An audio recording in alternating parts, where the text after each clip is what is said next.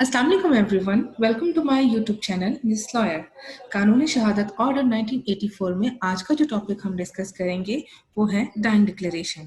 Dying declaration में हम सबसे पहले पढ़ेंगे इसकी डेफिनेशन और केस लॉ, फिर हम देखेंगे इसका रेलेवेंट प्रोविजन, उसके बाद हम पढ़ेंगे condition for reception of dying declaration with case law, और उसके बाद scope, merits and demerits of dying declarations, और what happen if the declarant survive, क्या हो कि अगर डिक्लेरेंट जिसने डाइंग डिक्लेरेशन दिया है वो जिंदा बच जाए, सर्वाइव कर जाए, तो उसके स्टेटमेंट की क्या वैल्यू होगी, क्या वो एडमिसिबल होगा या नहीं। तो चलिए शुरू करते हैं डेफिनेशन से।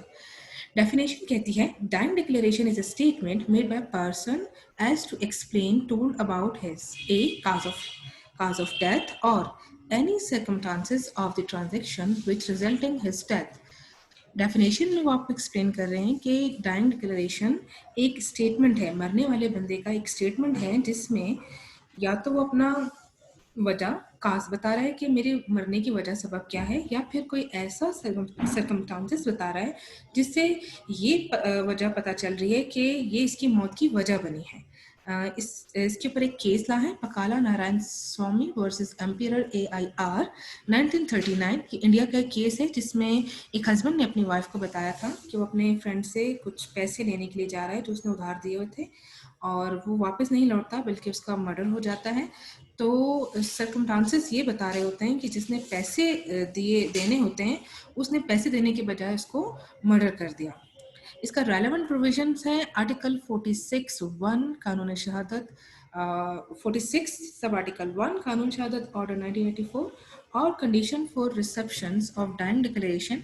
कुछ इसकी कंडीशंस हैं जो डाइंग डिक्लेरेशन के लिए ज़रूरी है, जैसे कि वॉलंटरली स्टेटमेंट, जो मरने वाला है वो अपनी मर्जी से वो स्टेटमेंट दे रहा हो, और इसके अलावा must be competent under article 3। जो डेक्लेरेंट है, जो डिक्लेयर कर रहा है अपनी डाइंग डिक्लेरेशन को, वो आर्टिकल 3 के तहत कम्पिटेंट हो, कोई इनसेन, पागल, अनसाउंड माइंड बंदा ना हो, ठीक है, या नशे में ना हो कि वो कुछ भी बोल दे। आर्टिकल 3 जिसको डिफाइन कर रहा है जिन लोगों को कि कम्पिटेंट है अपनी टेस्टिमनी देने के लिए, तो ऐसा ही बंदा उसी की जो डाइंग डिक्लेरेशन स्टेटमेंट है वही एडमिसिबल होगी कोर्ट में अगर वो कम्पिटेंट है। प्रूफ ऑफ डेथ लाजमी है, उसका डेथ होना, जो डिक्लेयर कर रहा है उसका डेथ होना भी लाजमी है। इसके अलावा statement must be complete, statement complete होना चाहिए, कोर्ट सेटिस्फाई होना चाहिए, कोर्ट की सेटिस्फेक्शन होनी चाहिए, और जो स्टेटमेंट है वो प्रोसिक्यूशन केस से कन्फ्लिक्ट भी ना करे डाइंग डिक्लेरेशन का। और इसके अलावा कुछ केस ला है जिसको हम डिस्कस करेंगे। देखिए, फर्स्ट केस ला है 2011 PCRLJ 1455। इसमें बताया गया है कि डाइंग डिक्लेरेशन जो है वो एक स्ट्रॉन्ग पीस ऑफ एविडेंस है, लेकिन सेम टाइम इसमें कॉर्पोरेशन भी रिक्वायर है, इसमें कॉर्पोरेशन भी हो सकती है, होती है। यानी कुछ केसेस ऐसे होते हैं कि वो डाइंग डिक्लेरेशन उसमें इनफ होता है, कन्विक्शन भी हो सकती है, लेकिन कुछ केसेस ऐसे होते हैं कि उसमें कॉर्पोरेशन करना लाजमी होता है।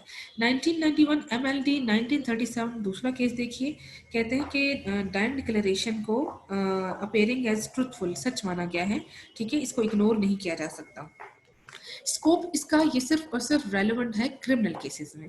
इसके मेरिट्स में अगर आप मॉरल और रिलीजियस एक्सपेक्ट देखिए तो कानून भी ये कहता है कि प्रिज्यूम किया गया है कि जो मरने वाला बंदा है वो सच बोल रहा है, झूठ नहीं बोल रहा होगा, जो भी उसने बताया होगा अपने डाइंग डिक्लेरेशन स्टेटमेंट में वो सच ही प्रिज्यूम किया गया है। कानून के बात करें उसमें भी मॉरल और रिलीजियस एस्पेक्ट भी यही कहते हैं कि मरता हुआ बंदा झूठ नहीं बोलता। बी पर देखिए, no reason to implicate wrong person. कोई वजह नहीं है कि मरने वाला बंदा जो है वो किसी गलत शख्स का नाम ले ले, वो सही बंदे का नाम बताएगा। डीमेरिट्स में देखिए, no oath administered. No oath administer का मतलब है कि जिस बंदे को मरते हुए बंदे ने अपना स्टेटमेंट दिया है, डाइंग डिक्लेरेशन दिया है, वो बंदा अगर कोर्ट में अपेयर हो जाता है तो आप उससे कसम लेके नहीं कह सकते कि आप कसम खाइए कि आप सच कह रहे हैं, ठीक है, क्योंकि वो तो सिर्फ वही कहेगा जो मरते हुए बंदे ने उसको बताया कि मुझे किसने मारा, कौन मेरी मौत की वजह सबब बना, तो वो सिर्फ उतना ही बता सकता है, कसम पर वो नहीं कह सकता कुछ। क्रॉस एग्जामिन भी नहीं कर सकते ऐसे पर्सन को, और जो विक्टिम है या विटनेस है जो मरने वाला है वो विक्टिम भी है, एक तरह से विटनेस भी है, आप उसको कोर्ट में नहीं ला सकते, ये इसके डीमेरिट्स हैं।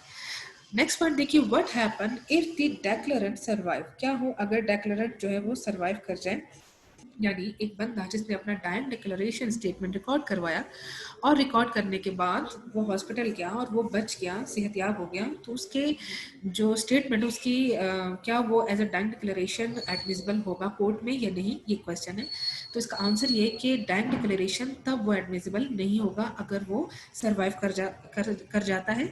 हाँ, वो एज अ विटनेस कोर्ट में आएगा और अपना जो स्टेटमेंट है वो रिकॉर्ड कराएगा कि जी मैं जो हूँ, मैंने स्टेटमेंट अपना रिकॉर्ड करवाया था, वो डाइंग डिक्लेरेशन नहीं रहा अब, लेकिन मैं अब बच गया हूँ और मैं अपनी वजह मौत, जो जिसने मुझे सीरियस इंजरी पहुंचाने की कोशिश की, जिससे मेरी मौत हो सकती थी, मैं वो वजह अब बता सकता हूँ। आज के लिए इतना। वीडियो को बेहतर तरीके से समझने के लिए मैं इस वीडियो को पार्ट्स में डिवाइड करूंगी कि डाइंग डिक्लेरेशन का पार्ट 1 था, सेकंड पार्ट भी इंशाल्लाह जल्द अपलोड हो जाएगा। उम्मीद है आपको वीडियो पसंद आएगी।